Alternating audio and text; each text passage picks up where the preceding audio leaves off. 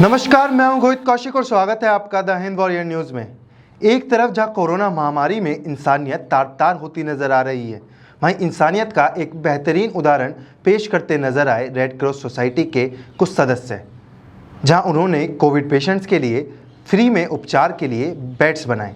आइए दिखाते हैं आपको हमारी ये रिपोर्ट। में हम मौजूद हैं मेन बसई रोड पर, विकास नगर के बिल्कुल पास। यहाँ पे जो सिविल हॉस्पिटल है वो भी पास में पड़ता है। ऐसे में इस समय हम खड़े हैं भारत भाग्य विधाता हॉस्पिटल के बाहर। यहाँ पे सुनने में ऐसा आ रहा है कि जो गरीब तबके के लोग हैं उनकी फ्री में सेवा होगी। इस कोविड महामारी के दौरान यहाँ पे एक हॉस्पिटल खुला है जहाँ पे जो गरीब हैं उनकी फ्री में सेवा होगी। तो आइए जानते हैं यहाँ पे कि किस तरीके से यहाँ पे प्रोसीजर्स फॉलो होंगे, कितने बेड्स लगाए गए हैं और किन किन लोगों की मदद करी जाए। सर, आज यहाँ पे एक फ्री में हॉस्पिटल सेवा दी जाएगी जो गरीब तबके के लोग हैं उनके लिए, आप क्या कहना चाहेंगे? मैं सबसे पहले सत्य प्रताप भाई ने जो आज ये हॉस्पिटल का चालू किया है, इन्होंने 10 दिन के अंदर, काबिल तारीफ़ है, 10 दिन के अंदर एक हॉस्पिटल खड़ा करना एक बहुत बड़ी बात है। और आज के टाइम में आम जनता सब डरी हुई है, जो घर से भी नहीं निकल रही, और एक इंसान जो अपने आप को ना देखते हुए, अपने परिवार को ना देखते हुए, जो सबसे पहले खड़ा होके और गरीबों के लिए कुछ सोचा, जो इन्होंने आज भारत भाग्य विधाता हॉस्पिटल का जो आज शुभारम्भ किया, तो मैं भी अपने आप को सौभाग्यशाली समझता हूँ जो इस हॉस्पिटल का उद्घाटन करने के लिए भाई ने मेरे को निमंत्रण दिया। और हम सत्य प्रताप भाई से भी हमें प्रेरणा लेनी चाहिए। आज इस महामारी के टाइम में हम एक दूसरे की मदद करेंगे, तब इस कोरोना की महामारी से हम निकल पाएंगे। जैसे आप देख रहे हो, गुड़गांव शहर के अंदर गरीब तबका भी बहुत है। आजकल किसी भी प्राइवेट में, मेडिसिटी, आर्टिमिस, वो तो बहुत बड़े लेवल में हो गए, लेकिन जो छोटे हॉस्पिटल भी है गुड़गांव शहर के अंदर, गरीब आदमी वहाँ भी अफोर्डेबल नहीं कर पाता, क्योंकि 2 लाख रुपए 3 लाख रुपए कहाँ से लाएंगे। जो इनकी सोच है उसको मैं सलाम करता हूँ, जो इतने कम टाइम में आज इन्होंने 35-40 बेडों का जो हॉस्पिटल का ओपनिंग की है। तो मैं भगवान से भी प्रार्थना करता हूँ भाई सत्य प्रताप को शक्ति दे, और जो इनकी टीम है पूरी, वो अपने आप को सेफ रखते हुए जो समाज सेवा कर रहे हैं, जो गरीबों के लिए जो आज इन्होंने हॉस्पिटल खुला है, हम भी और जो हमारी जो टीम है वो भी इनके साथ खड़ी रहेगी, जो भी हमसे मदद हो पाएगी। और मैं फिर दोबारा सभी युवा साथियों से आग्रह करूँगा, जो सत्य प्रताप भाई ने किया है, आप भी कुछ ऐसा कुछ देश के लिए या हरियाणा के लिए, गुड़गांव के लिए कुछ करें, जो अपने आप को एक गर्व महसूस करें। सर, जैसे अभी इस समय आप सत्ता में हैं, तो यहाँ पे जो विधायक है इस समय हर जगह आपको देखने को नहीं मिलेगा, एक भी जगह वो आके जायज़ा कर रहे हैं। ऐसे में लोग खुद ही सामने आ रहे हैं लोगों की सेवा करने के लिए। तो ये कितना जायज़ है कि विधायक वोट्स के टाइम पे आगे आए और आज के टाइम पे पार्षद हैं आप खुद आगे आए हैं, लेकिन विधायकों का भी कुछ फ़र्ज़ बनता है। ऐसे में आप सत्ता में हैं, तो आप क्या कहना चाहेंगे? देखो मैडम, मैं सबसे पहले तो ये है, जो आज ये आपदा आ रही है ये पूरे देश पे आ रही है। बिल्कुल सर। और हमारा कर्तव्य है, जो भगवान ने, देखो मौत तो सबकी आनी है, घर बैठे रहेंगे जो मेरा समय निश्चित कर दिया तो भी आएगा। लेकिन कई बार क्या होता है, देखो मेरा सत्य प्रताप भाई से लगाव है। और दूसरी चीज़ ये है, देखो किसी भाई ने कोई अच्छी चीज़ की है तो हमें उसका हौसला बढ़ाने के लिए वैसे हमें 50 किलोमीटर दूर जाना पड़े, लेकिन जब तक हम ऐसे युवाओं का हौसला नहीं बढ़ाएंगे तो ऐसे हमारे गुड़गांव में, हरियाणा में कोई भी युवा आगे निकल के नहीं आएगा। तो मैं किसी विधायक के बारे में तो क्या कह सकता हूँ, वो तो जनता है, हर 5 साल में चुनाव आते हैं, वो सबको पता चल जाता है। लेकिन मैं तो एक मानता हूँ, सबसे बड़ी चीज़ ये है, कोई भी युवा साथी है, कोई ऐसी फ्री ऑफ कॉस्ट जिसने हॉस्पिटल की आज शुभारम्भ किया है, तो ऐसे हौसले बढ़ाने के लिए तो आने से तो मेरे हिसाब से ऐसा कुछ नहीं है, कोरोना चिपट ही जाएगा। मैं भी आया हूँ और भी यहाँ बैठे हैं, आम पब्लिक भी जा रही है, लेकिन एक हौसला बढ़ाने के लिए तो विधायकों को आना चाहिए। धन्यवाद सर। नमस्कार सर, मैं आपका नाम जानना चाहूँगी। मेरा नाम सत्य प्रताप है और मैं गुरुग्राम से हूँ। सर, हम इस समय इस हॉस्पिटल के बाहर खड़े हैं, उसकी पहल आपने करी है।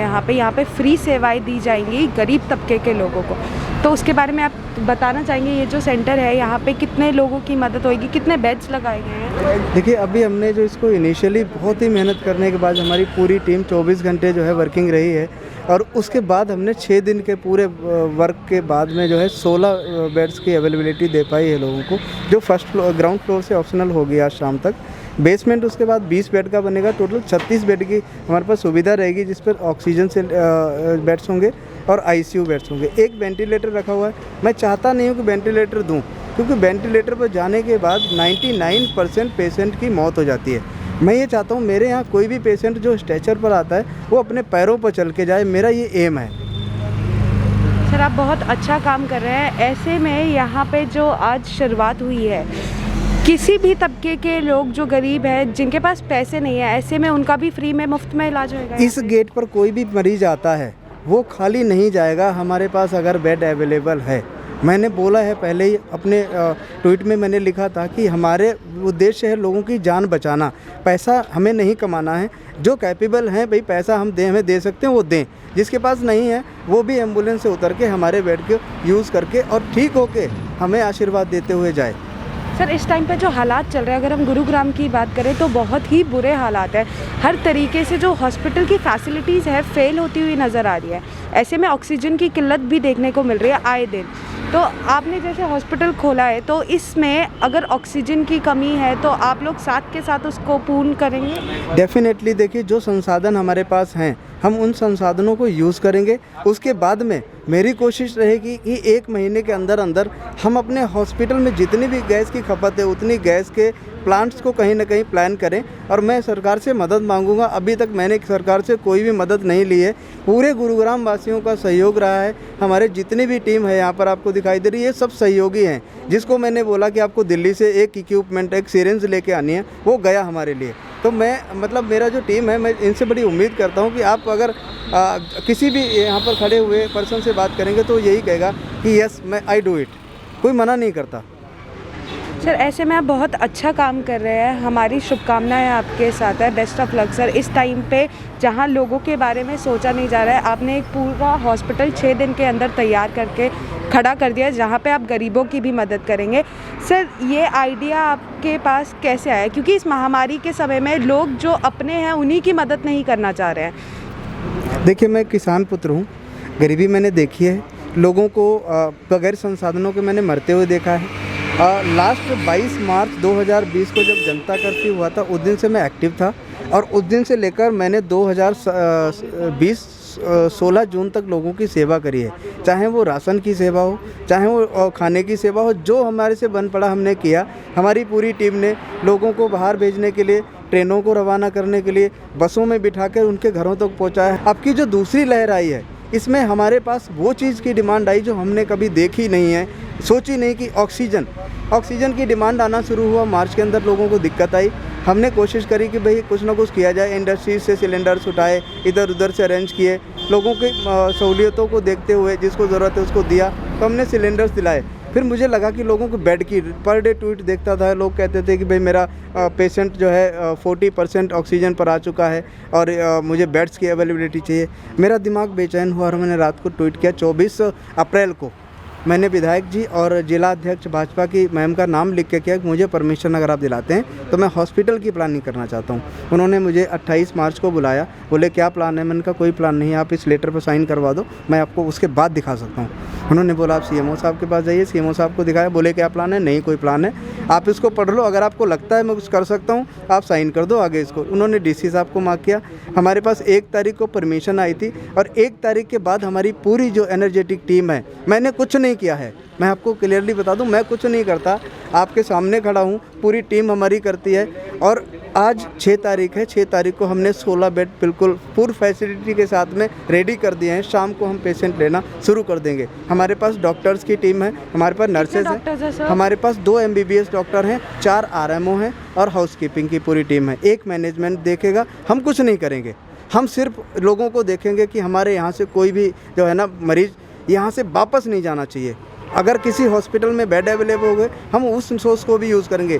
किसी भी पेशेंट के पास पैसा नहीं है और किसी हॉस्पिटल के अंदर बेड अवेलेबल और वो कैपेबल नहीं है पैसा देने के लिए, हम उसका पैसा भी पे करेंगे। हमारा मरीज़ मरना नहीं चाहिए। हमारे देश के बंदों की जान हमारे लिए बहुत कीमती है। सर ऐसे हालात में आप विधायक जी बता रहे हैं, आपने उनके पास अर्जी डाली थी, उनको पूरा प्रोसेस प्लानिंग दी थी, पास आप गए थे, लेकिन सर आपको इस प्रोसेस को साइन करवाने के लिए कितना टाइम लगा? लगभग मुझे 5 दिन का समय लगा था। यहाँ पे उद्घाटन के लिए विधायक जी को बुलाया था? मैंने विधायक जी को ही मुख्य अतिथि के रूप में बुलाया था, लेकिन वो कहीं ना कहीं बिजी हैं। मैंने अभी सुनने में आया है कि वो जो बंगाल में हादसे हो रहे हैं इस तरीके से वहाँ पर वो धरना दे रहे हैं। मतलब मैं नहीं कहना चाहूँगा, मैं माननीय विधायक जी का बहुत ही दिल से जो है रिगार्ड करता हूँ, लेकिन ऐसी सिचुएशन में हमें अपने शहरवासियों के, अपने विधानसभा के वासियों से और अपने आसपास के लोगों के जिनके वोट से हम माननीय बने हैं उनके साथ खड़े होना चाहिए। बंगाल की जनता के साथ जो हो रहा है वो सेंट्रल गवर्नमेंट, मोदी जी, अमित शाह जी और जेपी नड्डा जी और पैरा मिलिट्री फोर्स जो है ना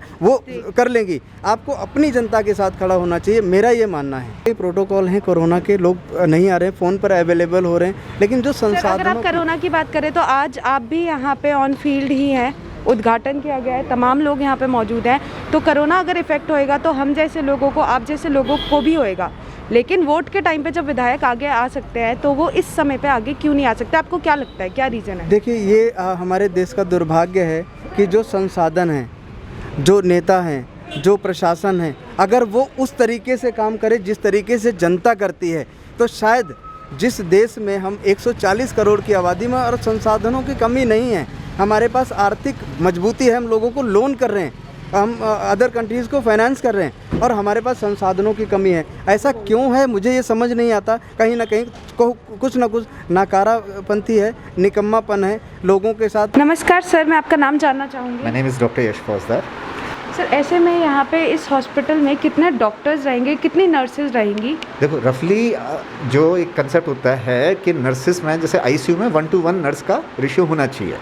एक रूम के लिए टू रूम्स पर एक नर्स उसको इजीली मैनेज कर लेते हैं। बट जो अभी स्कार्सिटी आने वाली है, अभी यही नहीं पता आपको, जैसे हम लेके चल रहे हैं कि हमारे को 15 नर्सिंग स्टाफ की ज़रूरत है, 5 हम बैकअप में रखेंगे। अब उन 15 में से कोई अगर इन्फेक्टेड हो गए तो 5 हमारे बैकअप में चलेंगे, लेकिन कितने महीने ये महामारी खिंचेगी तो क्या वो 20 स्टाफ कितने टाइम तक काम कर पाएगा? तो सारी कैलकुलेशंस इसके ड्यूरेशन के ऊपर चलेंगे। तो रफली हम मान के चलते हैं 10 डॉक्टर्स की हमारी टीम रहेगी, जिसमें से डे एंड नाइट वन तो रहेंगे, प्लस स्टैंड बाई पर रहेंगे, कंसल्टेंट्स रहेंगे।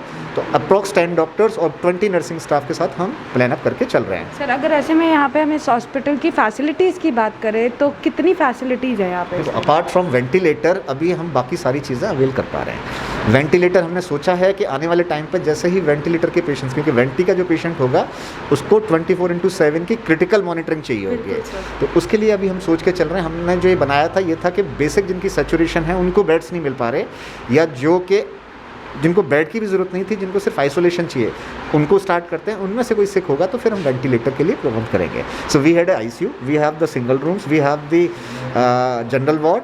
अब आईसीयू में अभी नॉन वेंटिलेटर पेशेंट्स ले रहे हैं, आगे जाके हम वेंटिलेटर स्टार्ट करेंगे। इस महामारी के काल में जहां सरकार एक तरीके से पूरी तरह नाकाम नजर आ रही है, वहीं हम सब लोग मिलकर इस महामारी को हरा सकते हैं। इंसानियत का एक बेहतरीन उदाहरण अभी हमने आपको दिखाया। ऐसी ही बड़ी तमाम खबरों के लिए हमारे चैनल के साथ जुड़े रहें। हमारे चैनल को लाइक करें, शेयर करें, सब्सक्राइब करें। धन्यवाद।